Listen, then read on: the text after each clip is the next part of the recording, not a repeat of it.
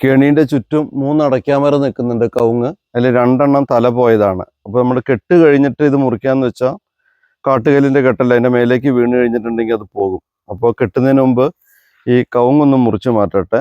അപ്പോൾ അതിലൊന്ന് എൻ്റെ സൈഡിൽ കൂടെ വീഴാൻ വേണ്ടിയിട്ട് കയറിടട്ടെ. കെട്ടിവിടെ ടൈറ്റ് ആക്കും. കിട്ടും. നമുക്ക് ഇവിടെ ചാടിക്കണം.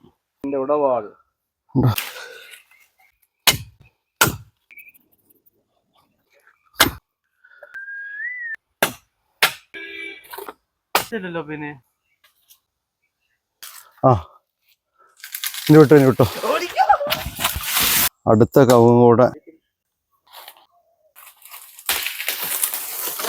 ഇനി വെള്ളം കോരി ഈ കല്ലുകൾ കഴുകുകയാണ്. കഴുകിയിട്ട് ഇവിടെ എടുത്ത് വയ്ക്കും. തൊട്ടടുത്ത ദിവസം കല്ല് കെട്ടാനും തുടങ്ങും. പപ്പൂസേ